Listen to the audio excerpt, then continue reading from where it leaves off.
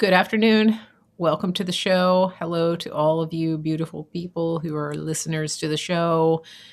Regulars, new people, longtime listeners, welcome. I'm Mary Grace. This is Real Talk with Mary Grace. It is Monday, the 8th of November, 2021. And we've got a great show lined up today. Let me see if anybody's here yet. Not quite yet. It takes a few minutes for people to get the notifications. And I hope that you're getting them. I hope that you have your notifications turned on. The socialist media is not in the best shape, so I can't guarantee that you'll ever get notifications from any of them ever again. I am doing my show. I'm trying to do it at 1 o'clock Eastern these days. And so I recommend that you set your alarm reminders for that. Okay, you're probably going to hear some loud noises, and that's Barley George crying at the door. He thinks that that's a good winning strategy for getting my attention. And so we've been dealing with some behavior modification over the weekend. And so I apologize in advance for that. Barley George is the cat, for those of you who are new, and he is our show mascot.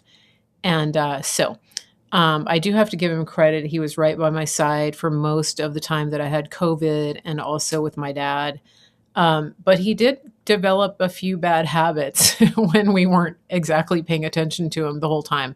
As you're coming in, please share out the show. It looks like the numbers are pretty low right now. So please share this. Let people know that we're live. If you're on Facebook, the best thing to do is to tag people that you know, and then also share the show into groups. We're live on Facebook, YouTube, under Mary Grace Media. We're live on Cloud Hub, channel 111 under Mary Grace Media, and we're also on Twitter, which is Real Mary Grace 1, the number 1. We have 9 people watching right now. That's crazy. It's a little bit manipulated, I think. So yeah, definitely share this. Hit the thumbs up, hit the subscribe, hit the notifications on all the channels that you're in. I'm going to drop this into the Telegram room right now. See if that goes in there. I've had some really weird things happening on YouTube. I'm going to give you guys a little bit of information about that because I think it affects everybody. First of all, YouTube messes with the comments. I ask people to leave comments after the fact. And sometimes I'll get a notification. It says that there's 25 comments on YouTube. And then I come back to read the comments and I only see 3. And so if you did leave a comment and you're asking me to reply, or you're thinking that nobody saw it, or that you didn't get a thumbs up or whatever, and this is across the board, with email, with messages on Telegram, with comments on YouTube, anything like that. If you don't get a response, from me, I am urging you not to take it personally, because it's most likely an issue with social media. For example, right now, it's my notification says that I have like 14 people viewing. That's the lowest number I've had since I started podcasting, when I was using my phone in my car. And so it's being manipulated. Everything is being manipulated. And I need you guys to understand that it's not me blowing you off or anything like that. And I will just say, if your feelings are that fragile that you get upset if you don't get a response to an email or to a message, that's probably something you need to work on, if you're that easily offended. So now Barley's moving from one door to the next. He's trying to go get Grandpa to give him what he wants. So again, I apologize. He's really loud. He's very loud. So that's something that I wanted to tell you. And then to that effect, the same thing with notifications. If you're not getting notifications, like, there's no way that I can tell everybody personally, hey, I'm on the air and you need to come and watch right now. So and I know that I've been a little bit crazy with my schedule, but if you guys could just, if you could be patient and don't take it personally. So I just saw a notice on Telegram that said Twitter is down. I mean, there's definitely something going on with social media right now because of what we're seeing with these numbers. It's crazy. So we'll just pray that the people that need to see this will be here. They'll come in and they'll see the show. All right. So here's what I want to talk about today. Here's what I want to talk about. I want to talk about the. I want to give you an update on my dad. I'm going to talk a little bit about the situation with Aaron Rodgers, and he's a quarterback for the Green Bay Packers. In case you didn't know that, and he tested positive for COVID, and he just kind of blew up the internet over the weekend. So I want to talk about that. I want to talk a little bit about the situation with the mandate, the federal mandate, and then I'm going to I may get into what's happening with the DOJ with Durham and the indictments, and I may get into what is happening with the budget. If you guys are okay with Barley, I'm just going to leave him because I feel like ignoring him may be the best strategy right now. And he's all over the place. And now he's going to the other door. If the noise isn't bothering you too much, I honestly find it very distracting, but I'm just trying to tune it out. He just, oh my goodness. He's just wandering around screaming at me. Anybody have that situation with your cat? Okay, let's see. Yeah. Barley wants his way is what's happening right now. And he's definitely having some adolescent acting out behaviors. And so we're having to do some disciplining here. Okay. So, oh, good. All right. Now let me transition here for just a second. There's a comment on YouTube that I want to address. So this is Lisa in Alaska. This is amazing. So if you recall, her son was airlifted to Anchorage, Alaska, from their small hospital in their town with COVID, and he was in the hospital. He was hospitalized, and we've been praying for him. And as you know, we've heard some really bad reports from people who get hospitalized for COVID. The situation usually is pretty bleak. And so we were praying for Lisa's son, and she just said, "Your prayers to our merciful God are so appreciated. My son returned home and is recuperating on the mend with the love of his family. Praise God." That's awesome. That is such good news. So thank you for telling us that. Thank you. Let's just praise God for his mercies, for his healing power. Lisa, I think if you haven't seen the post-COVID protocol on FLCCC, definitely I would encourage you to get that and give it to him so that, he doesn't deal with any long haul issues. Now, on that note, I told you that I would give you an update on my dad. As many of you know, he's 84. He got COVID. He has several comorbidities, the least of which is that he's 84. And so he got diagnosed 3 weeks ago, last Friday. And I took him to an appointment at the VA to see his regular doctor at the VA, and just to check on him because he was having some shortness of breath. And so we went to the appointment, and it was really good. He got a great report. I think the doctor was actually a little bit surprised that he was doing so well. And he didn't really ask me what we did, how we treated him.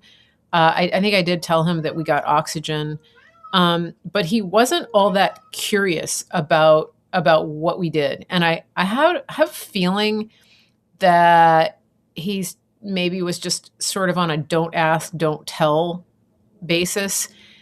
He was also really busy. I think he was running behind, but he did say that my dad looks great. My dad's oxygen numbers have been 98 and above for almost a week now. And so he told my dad he wants him to start getting more exercise now, and getting outside, moving around a little bit, and just trying to strengthen his heart so that he doesn't end up with long haul symptoms, heart issues or lung issues. And that was it. So it's fantastic. I am so thankful. I'm so relieved. And anybody who is worried about this, who thinks that it's a death sentence, that you have to be scared, I want to encourage you to go and watch the show that I did 2 weeks ago, a week and a half ago on Wednesday. It's called Time to Prepare. That's the title of the show. I talked extensively about the experience that we had and how I kept my elderly dad out of the hospital. And so I encourage you to go watch that. There are resources in the notes on that show, and nobody has to be afraid or paralyzed by fear. You don't have to be sent home from urgent care or from the ER without any treatment. It's just, it doesn't have to be that way. And so I want to encourage you to make sure that you look at those notes. You can also go to flccc.net. That is the Frontline Critical Care Alliance, something like that. FLCCC Alliance is the group that puts out the protocol. And so it's very encouraging. I also was able to get that information to two of the staff at the VA, one of the nurses and then a receptionist. I actually had talked to the receptionist about a couple of months ago, and she had started the prevention protocol, and now she's getting all of the other medications. She's prepping for her family. And I feel as though having had this experience, Sylvia, I think it's COVID-19 critical care. I would double check that link that you shared on Facebook.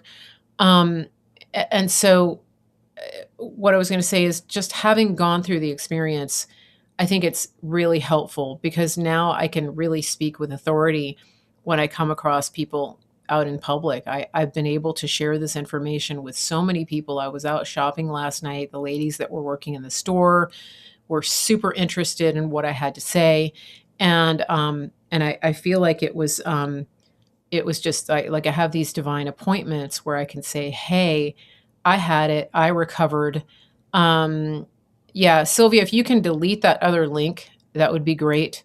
And just spell out the name of it. So covid19criticalcare.com, DOTCOM space, because Facebook hates external links. They'll actually ding my show when we put links anywhere.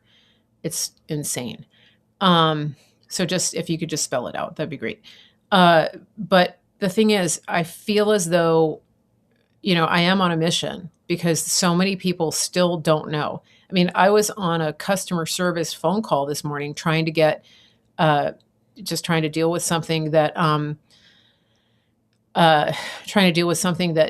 didn't get delivered. And, I mentioned to the customer service person, because they were short staffed, and they were talking about how they couldn't get people to work phones and all that.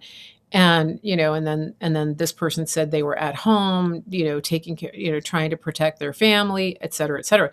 And so that was the perfect opening to say, hey, I had it, my dad had it, and here's what we did.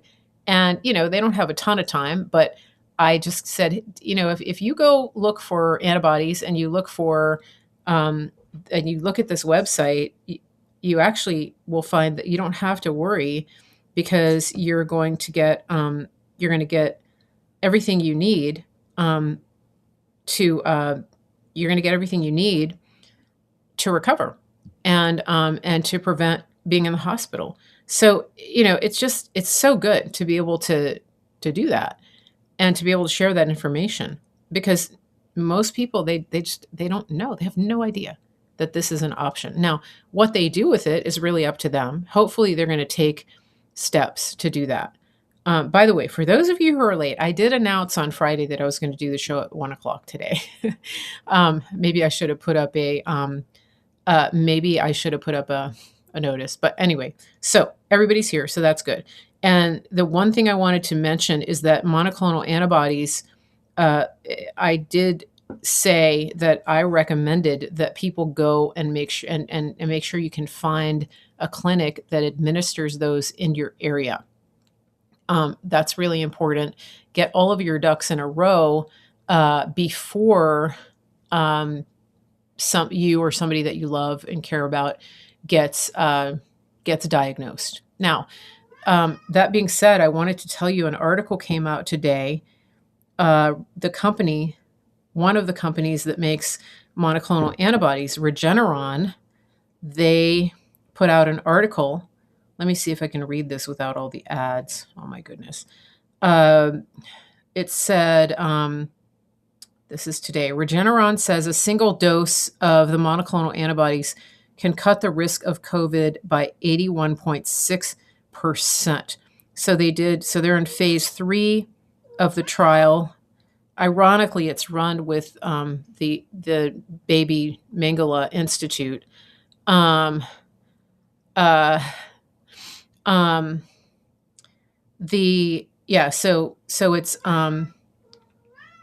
it's run with the NIAID. Okay.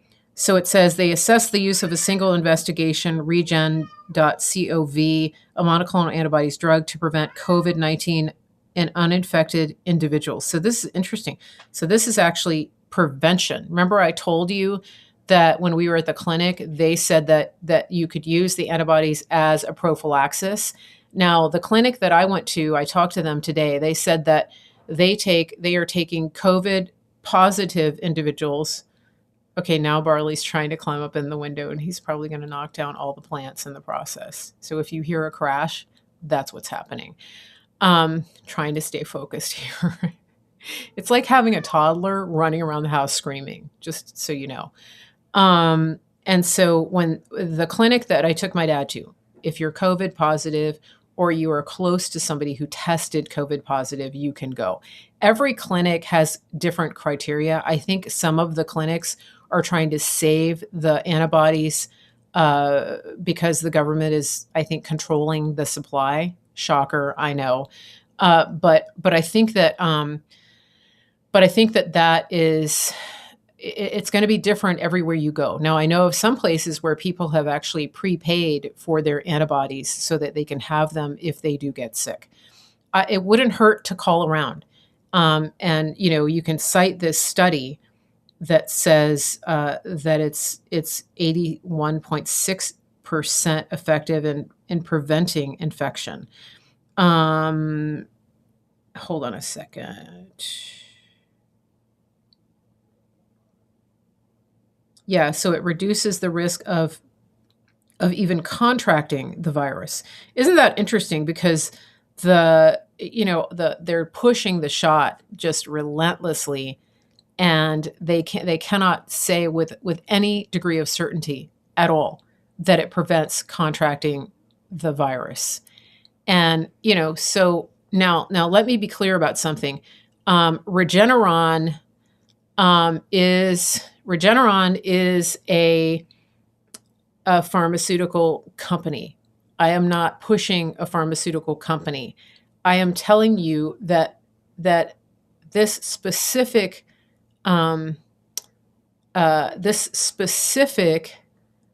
product helped us. It's helped people that I know. And so I think in this case, when you're dealing with the medical industrial complex, this is a situation where you selectively, you eat the meat and spit out the bones. There are products that are produced by pharmaceutical companies that actually are helpful.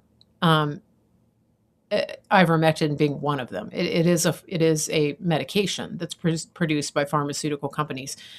However, the bigger agenda that we see with the mandates and pushing the shot is just absolutely evil and sinister. That's the part that I and everybody that I know who takes issue with these companies has an undying objection to.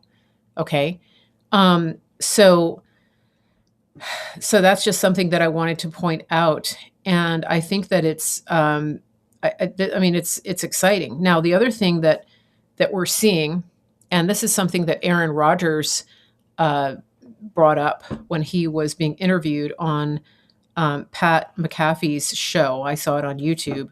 Is it's very interesting that now we have Pfizer and Merck both coming out with COVID prevention daily pills, daily, twice daily in some cases. How much are they going to make off of that when people could be taking ivermectin, could be taking hydroxychloroquine, when they could be prescribed these medications and they're being refused by pharmacies and by doctors? Because here's the thing: they can't they can't repatent ivermectin and make billions of dollars off of it. The companies that have made the shot have made billions of dollars, multiple billions of dollars. And this is the really sad and disgusting part of this, is that there is already a pill that somebody could take, not even every day, twice a week, as preventive, as prophylaxis. There are also nutraceuticals. There's zinc, there's vitamin C, there's vitamin D, there's healthy eating, there's getting sunshine into your body, and getting vitamin D that way, exercise, all of that is incredibly low cost, if not free. And here we have these pharmaceutical companies trying to come out with, another product that will get massive profits for them. It's just sick and sinister. And so, you know, I don't know. I mean, at this point, I think we're in the business of trying to educate people. We're trying to just give people the information little by little, helping them to have access to the resources, and then hopefully trying to open people's eyes. It may be that you have a conversation with somebody and you tell them, um, "Hey, did you know that there's already a pill available that doesn't cost $25 a pill," or whatever, because they're going to jack up the price on this. And this is, I'll give you an example. So the pill that they're talking about producing, Pfizer, it is an antiviral, and I believe that it is in the same family of the antivirals that supposedly helped AIDS patients. And one of the things that was the most egregious and horrible about the AIDS crisis in America is that the antiviral drug regimen in America was very, very expensive, and the cost was prohibitive. And in the meantime, you could get exactly the same medications in Africa for pennies on the dollar. And and so that alone would indicate to you that the people that are supposed to be in charge of your health really don't have any interest in getting people healthy. And this is something that Aaron Rodgers talked about in the interview too. He said that his medical team, a lot of whom I believe are osteopath, homeopathic doctors, regenerative medicine specialists, he said that one of the jokes that they made is that the problem with our team is that we actually want to get patients healthy, and and that's a sad indictment on the medical community, is that the people who are wanting to actually get patients healthy are completely marginalized and in many cases canceled. And that's what we've seen happening throughout the beginning of this pandemic, when the frontline doctors went public with their protocol. They were threatened, they were bullied, they were canceled, they had their licenses threatened, in some cases pulled. And, this is a conversation that I feel like people need to have with everybody that they know. Why is it that doctors who want to heal people and get them better are vilified and called quacks? What kind of answer do you have for that question? Isn't that what they're supposed to do? Why is it that a doctor, um, who is supposed to be the nation's leading expert on infectious diseases, has a financial interest in a drug that is killing people and that can only be used when people get to a critical stage of COVID, and that is destroying people's kidneys? It's called remdesivir. How is it that he sat there and poo-pooed hydroxychloroquine just because President Trump brought it into the conversation? And he sat there and lied and said that it hasn't been studied when he himself had in fact studied it and written conclusively that it was an effective, he used the word vaccine against SARS-CoV viruses. He wrote that in 2015 in NIH literature. I'm talking about baby Mengele. And so these are questions that I feel like um, should be asked of anybody that is telling you that the shot is the only solution, that now they're coming out with a pill that you take twice a day. At some point, the questions that you're asking will trigger some cognitive dissonance, I think. And so I want to pivot a little bit again to Aaron Rodgers and talk about that interview. I listened to it this morning. I thought it was very interesting. First of all, Aaron Rodgers is not political. He made a point. He was very adamant about saying that. He doesn't want to go. He doesn't want to go on any talk shows, right or left, not Fox, not CNN. He's actually very mad that they've politicized this whole conversation. And he said, this should be a conversation, not a controversy. And I agree with him 100%. People's health and well-being should never, ever, ever come down to what side of the political aisle someone is on. But the fact is, they are creating they're creating a two-tiered society. And unfortunately, because of the political rhetoric from the lying media, they have managed to polarize the groups, even though they're not actually politically polarized. I know a lot of people who are politically more liberal. I'm not going to call them radical leftists. I think the radical leftists are the ones who are destroying the country.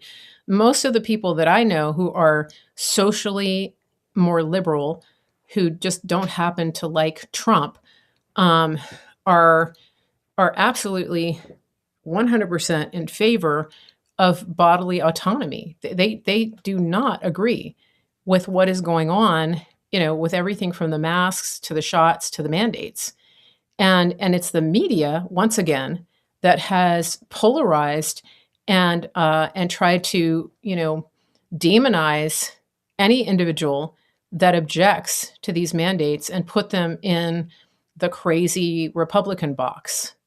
And so I believe Aaron Rodgers going public with this is it's a huge thing. It's a really big. Apparently, that podcast, Pat McAfee's podcast, got massive play.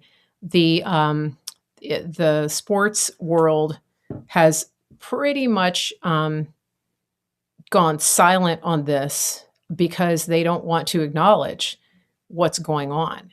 If you listen to that interview, it's actually disgusting the way that Aaron Rodgers describes the way that the unvaccinated players and staff are treated. It's disgusting. It's egregious. And it's medical apartheid. He can't even socialize with other players at the hotel at an away game. They have to be tested every single day. They can't go away for weekends. They have to stay put. They're like medical prisoners to the NFL.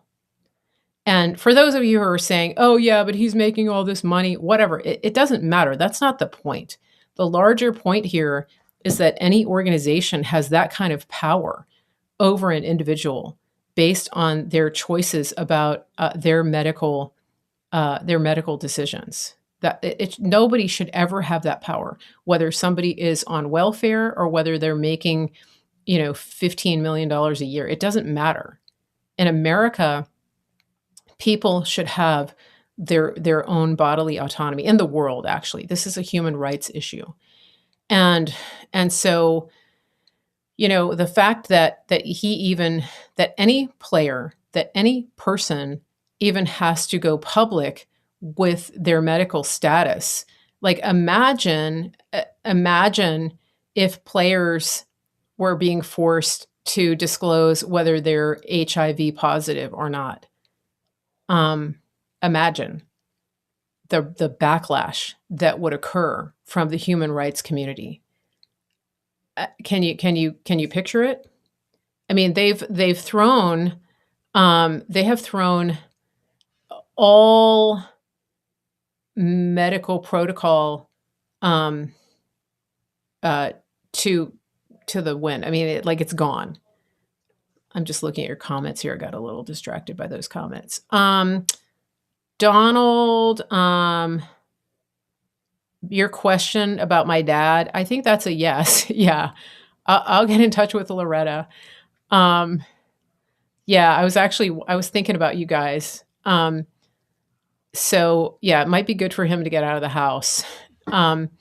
Let's see. Scott on Facebook says Aaron Rodgers is real America's favorite quarterback.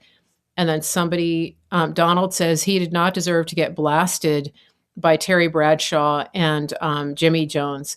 Oh, absolutely. I saw that. I lost any respect I ever had for Terry Bradshaw. I mean, that was ridiculous.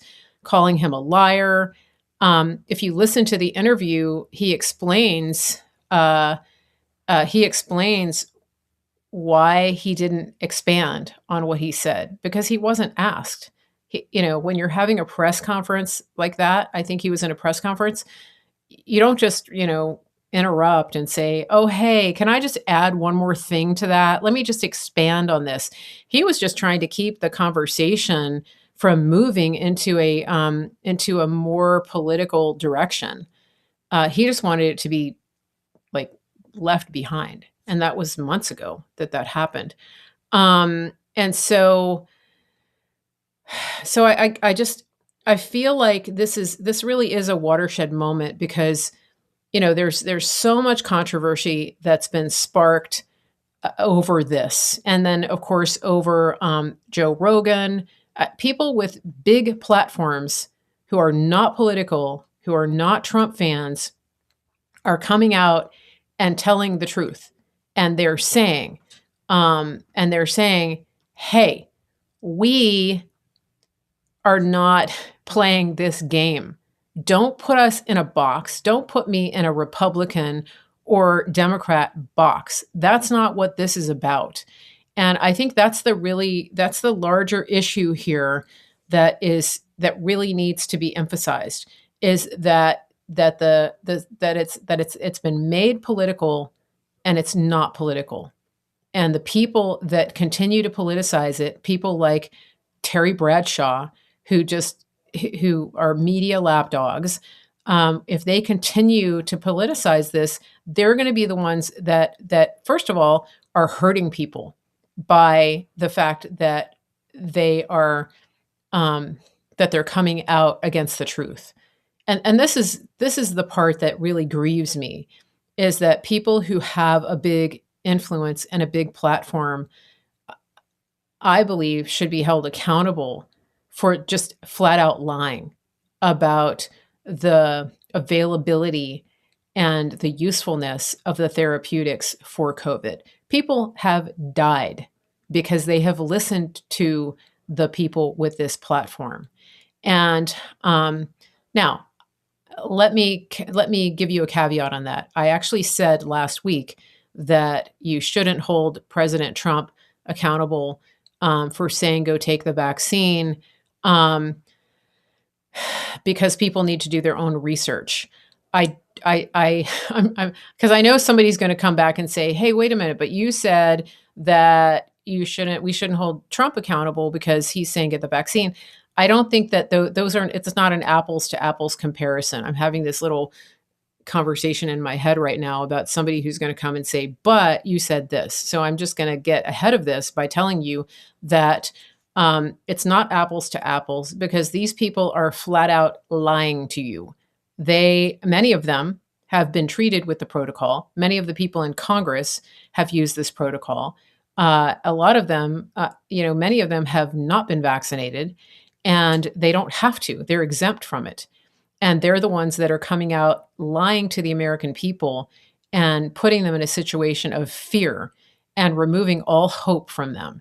And that is the part that I just find disgusting. And I feel as though these people should be held accountable, just like they should be held accountable for lying to the American public for all those years that they were saying that Russiagate was real.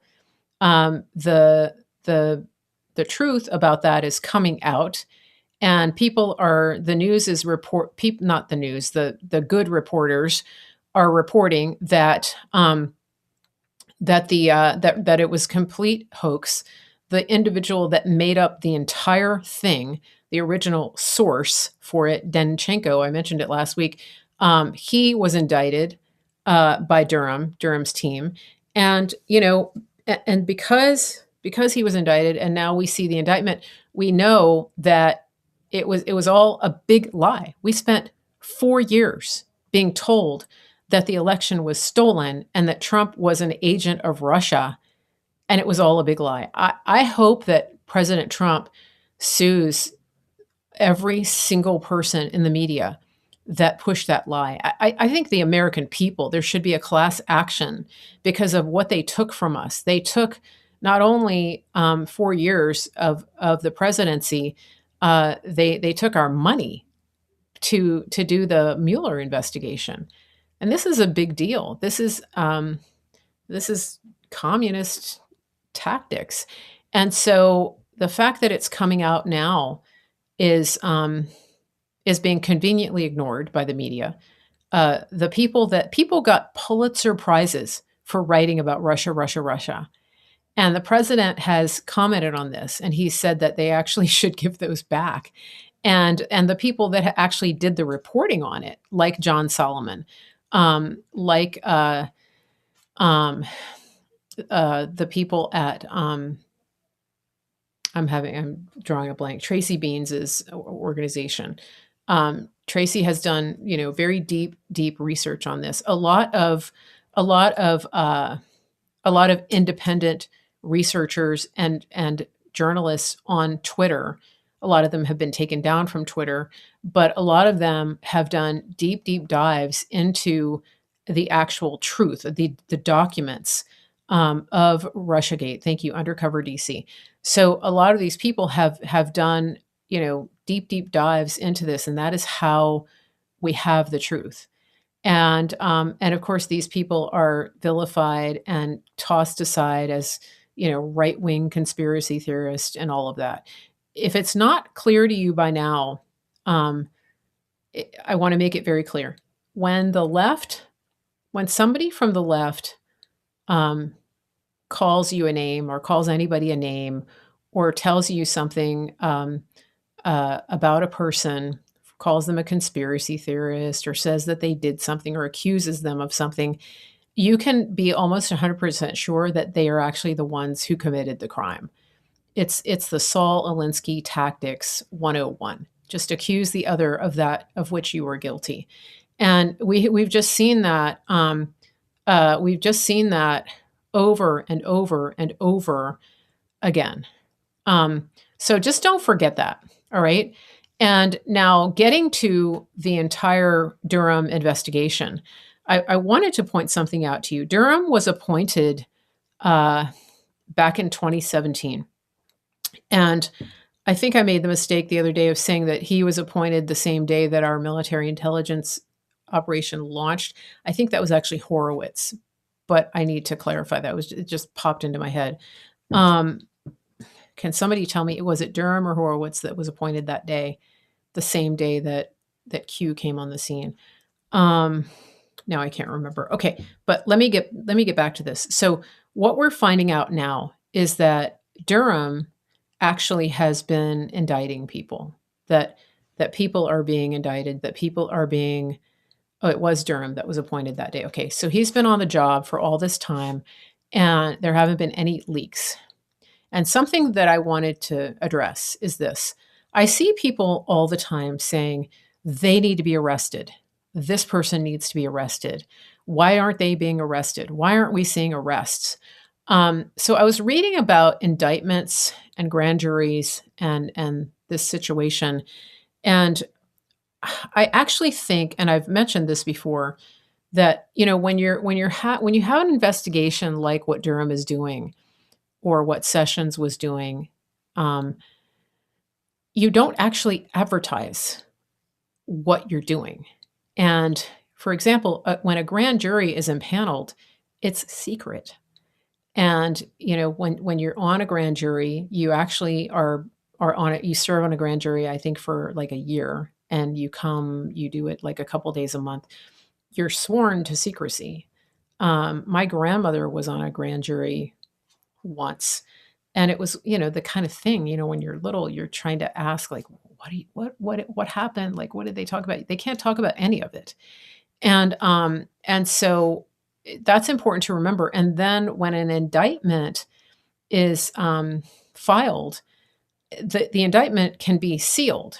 And what that means is that in a way, it's actually better than an arrest because it's being held until the time that it's going to be served on the individual. And if you've seen the way that these people have been acting, these high-level criminals have been acting over the last 4 years, I mean, some of them are just insane.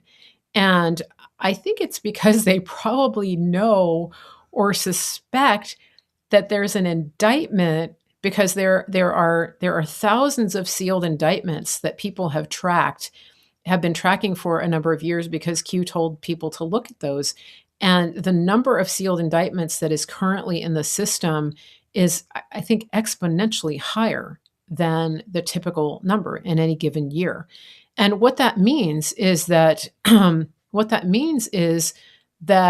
there are lots of people who are looking over their shoulder and who know that they committed crimes, and that are looking over the shoulder and going, when is the shoe going to drop?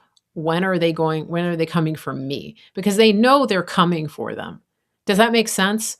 It's not a strategy that, I mean, when you see people screaming and saying, we need to see arrests, you need to see arrests. I've explained this before. You don't just randomly arrest somebody without having a rock solid case in place. Because if you do that, for example, if you did that during the years before a lot of the Obama judges were replaced, or the deep state judges were replaced, if you did that and then you took them and tried to get and try to bring a case, it could very well be dismissed. And so the route that they are taking, where they're actually using grand juries, is a much more, from what I can understand, it's a much more airtight route. Because when a prosecutor comes and brings a case before a grand jury, the defense and the accused are not present. And so what they're doing is they're bringing the evidence before a grand jury and they're saying, we would like to take this to trial. And so by the time the grand jury decision comes down, you have a much more airtight case when you, so the grand jury would say, yes, we do recommend that an indictment be brought forth on this individual or this group or whatever. So by the time that happens, it's a much more, what's the word I'm looking for? It's a smarter way.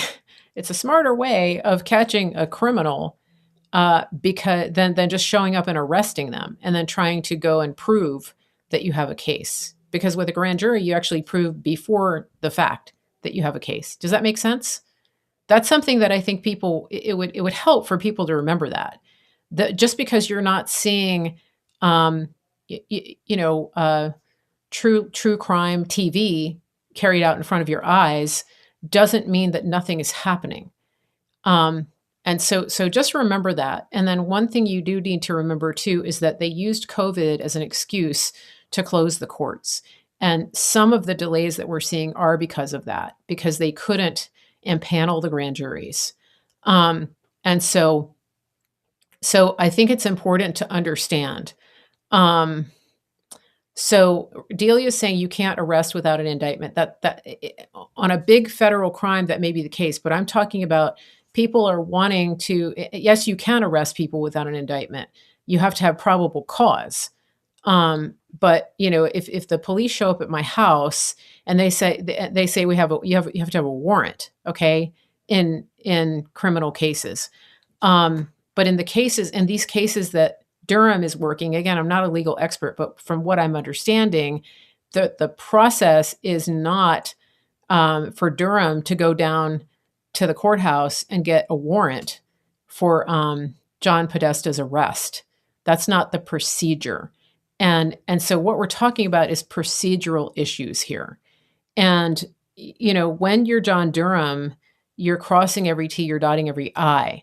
You're not going with what the populace thinks that you should do. You're not running your investigation like a TV show, is what I'm saying. And so let's just keep that in mind. And it brings me to my final thing that I want to talk about, and that is this. I titled my show God's Track Record is Pretty Good. And that is because I've been thinking about this. I had a conversation last week with a friend of mine who was, who was saying pretty much the same thing I just mentioned, which is, when are we going to see arrests?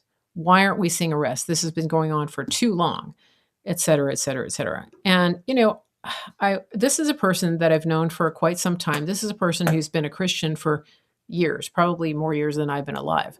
But I looked at them and I said,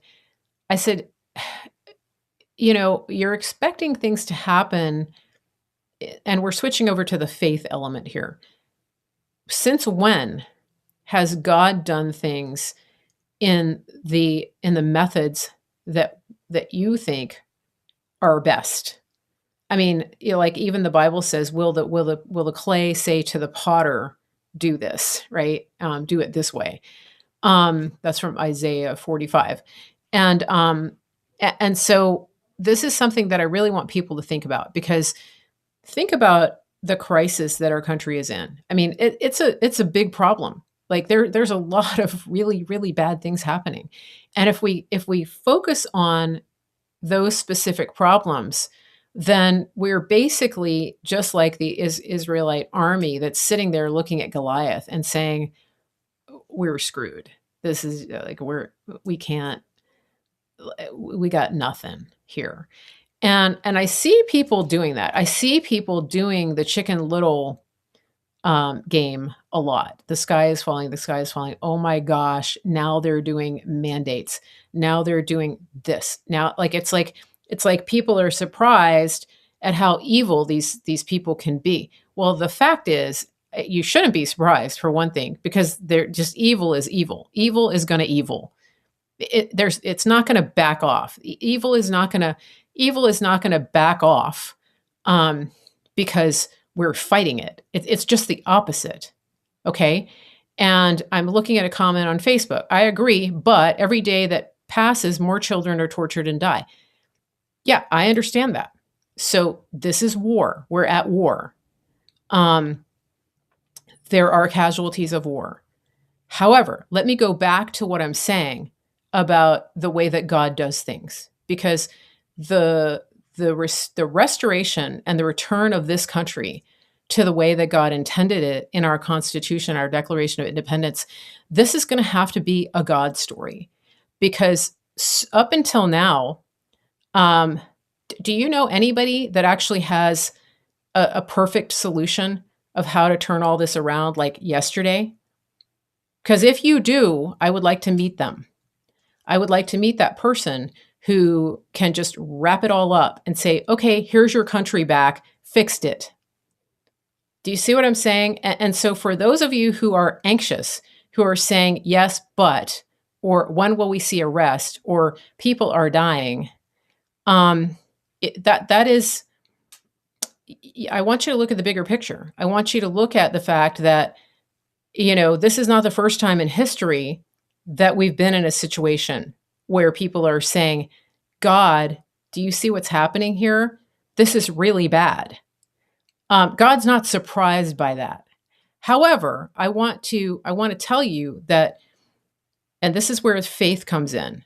And I think that a lot of people have forgotten how to exercise their faith muscles, because if we're focusing on the evil, then we're giving more power to it.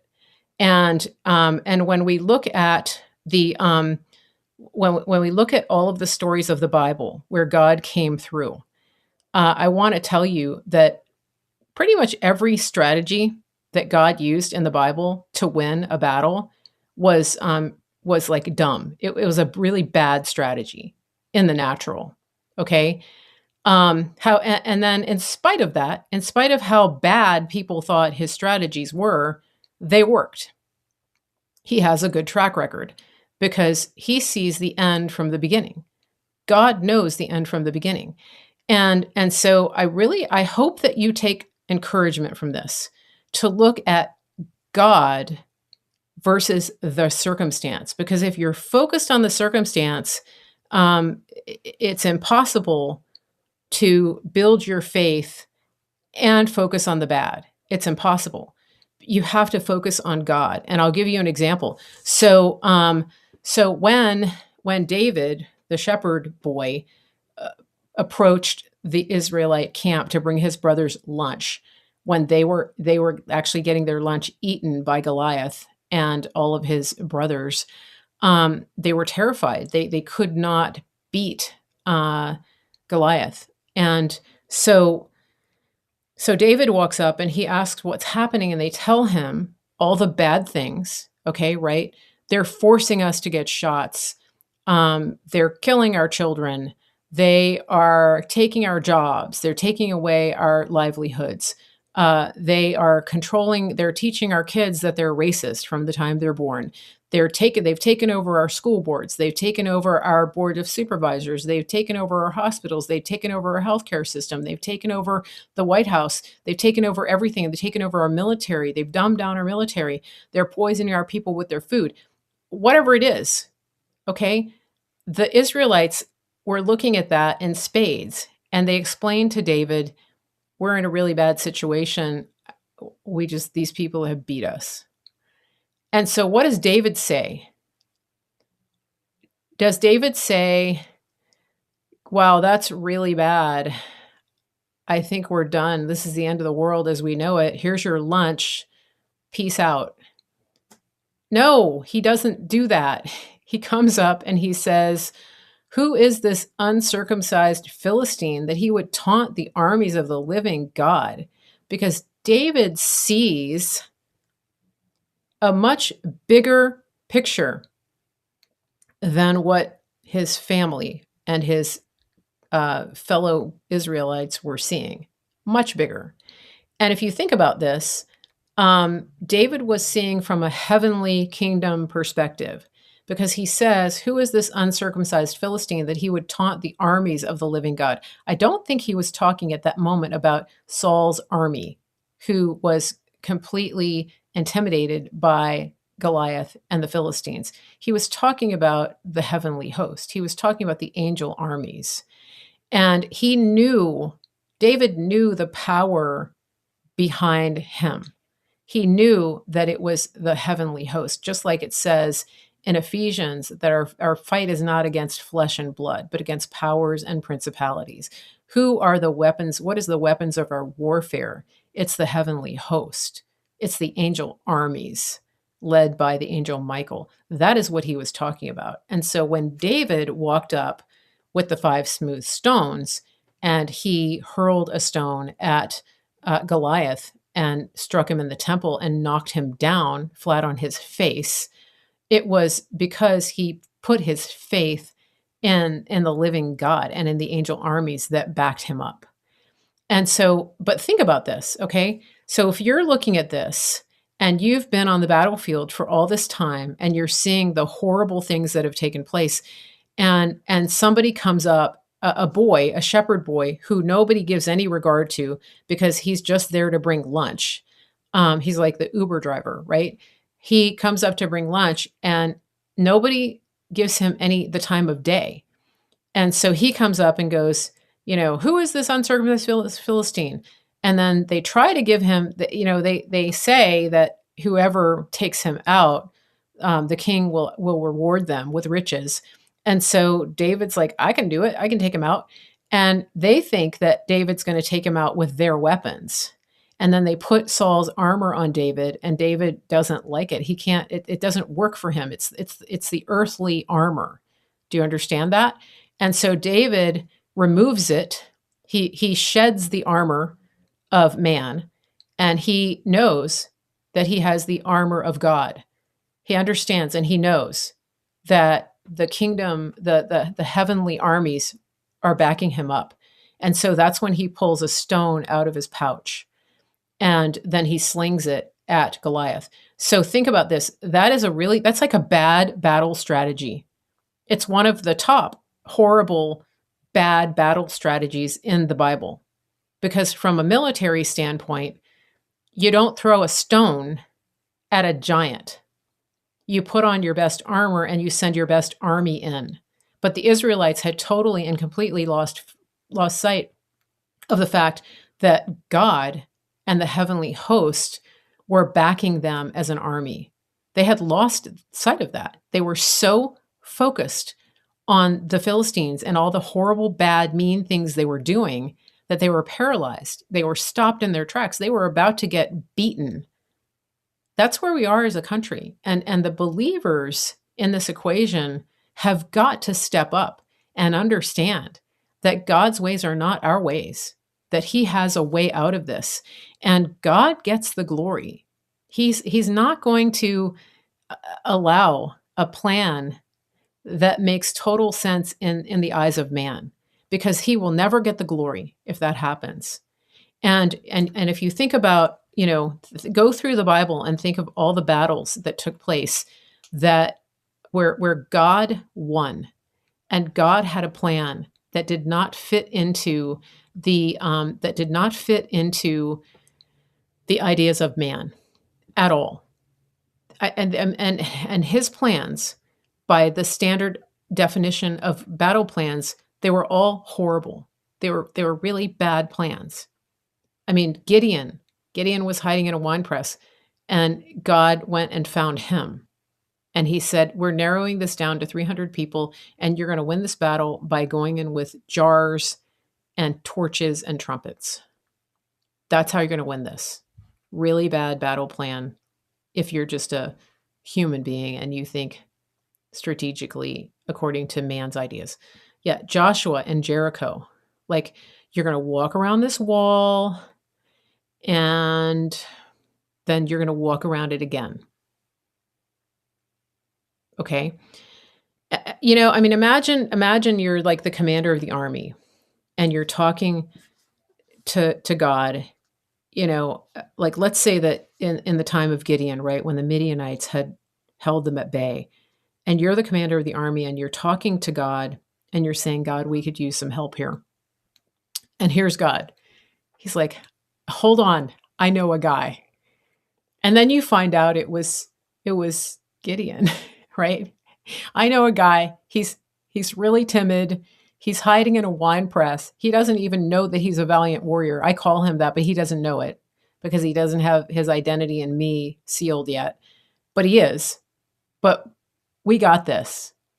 Trust me, I got this. Imagine you're the commander and God tells you that, right? And then like with Jericho, I know a guy, Joshua.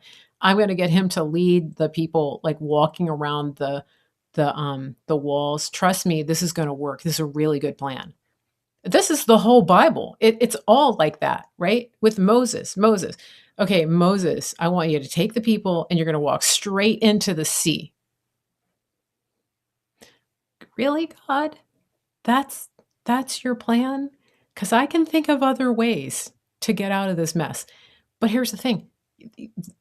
Man's plan didn't work. Did it? I mean, go back to David and Goliath. The people had been paralyzed. The army had been paralyzed. Same in the story of Gideon. The Midianites had them so scared, and they were taking all their food. So Gideon was threshing wheat in a wine press. That's not how it's done. And so, for those of you who are thinking, this time we're going to turn it around, somebody needs to make an arrest. Somebody needs to fix this. Who exactly is that somebody? And how is it going to be better and more substantial and longer lasting than the somebody whose name is God, who sees the end from the beginning, who owns the cattle on 1,000 hills, who commands the angel armies? How is any plan that any person on earth could come up with going to beat his plan to restore our nation? Now, I'm not saying sit back and be passive. Do not get that message out of this, because Gideon had to walk out of that wine press and he had to tear down the idols. David had to take that armor off, that manly armor of Saul, who had turned his back on God. Um, uh, and he had to take the armor off. He had to take the stones out. He had to sling the stone. So do not hear this message as an encouragement toward passivity. That is not at all what I'm saying.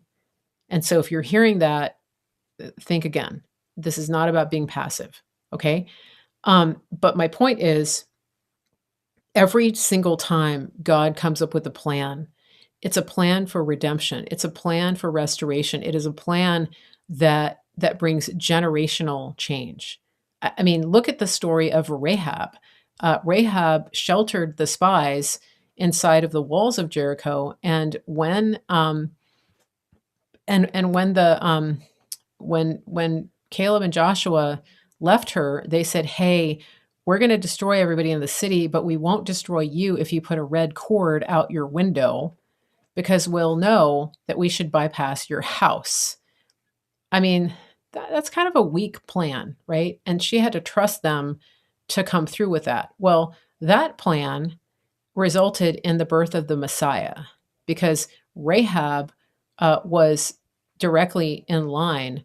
Um, the genealogy of Jesus goes directly back to Rahab, who was a prostitute.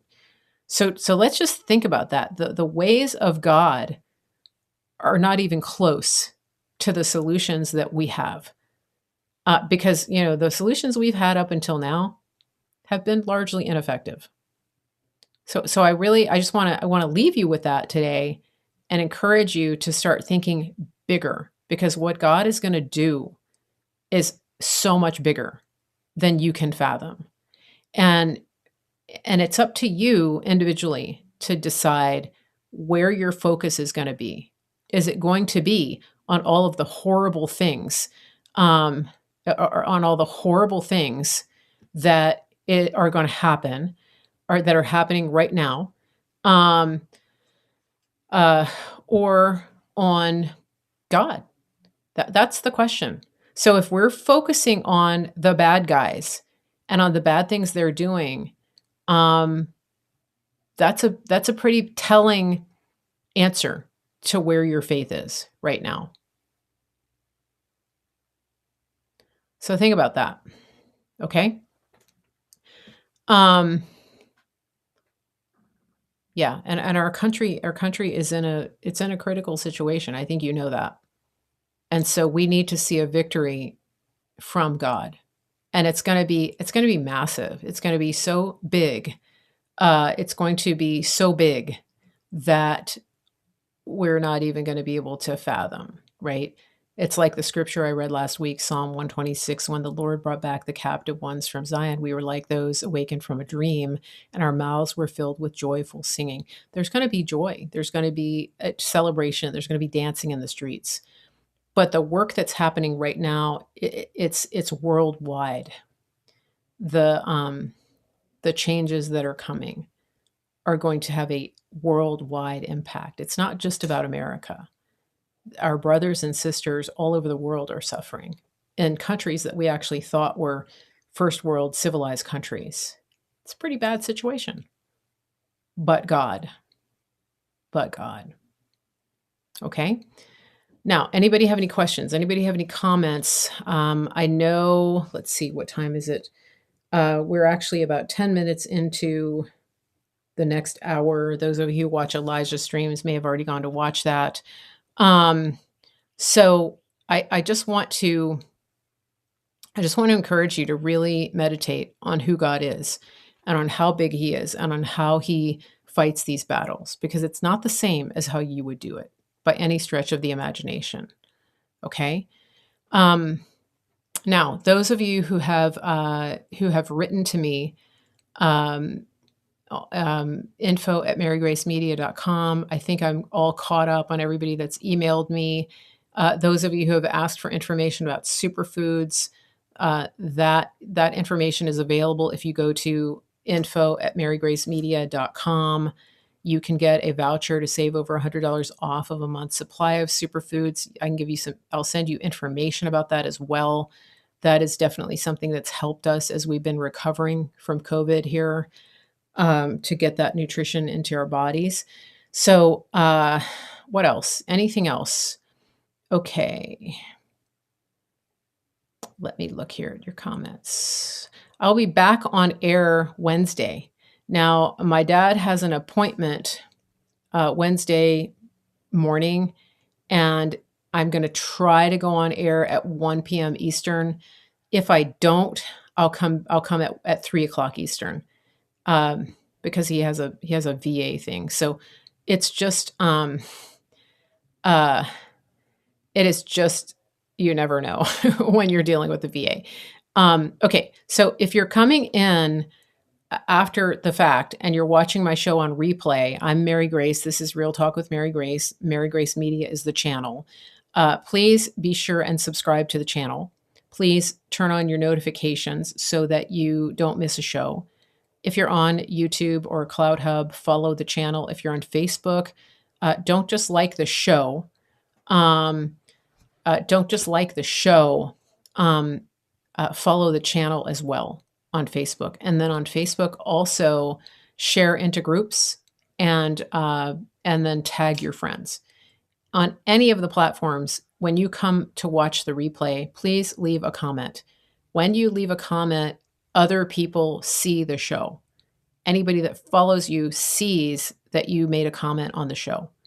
And that helps a lot with the algorithm, especially because they're suppressing it so badly. Okay. So, let's see. Mary Grace, the electrolyte replacement. Was it the pineapple drink? Yeah, it was cocoa hydrate. Yeah, that was our electrolyte replacement. It's a lot lower in sugar and sodium than some of these electrolyte replacements on the market. Now, those of you, if you can get raw coconut milk, there's a company that makes it. I think it's called Harmless Harvest. It's a little pricey, but it's actually the closest thing you can get to pure, not coconut milk, coconut water, like right out of the coconut. If you're in a tropical climate and you can get young coconuts, those are the ones that have the really soft flesh. It's not hard and white. They're not really hard brown on the outside. They're more green. When you open those coconuts, you can drink that liquid, and then you eat that soft flesh. It's almost like a soft pudding when you eat it.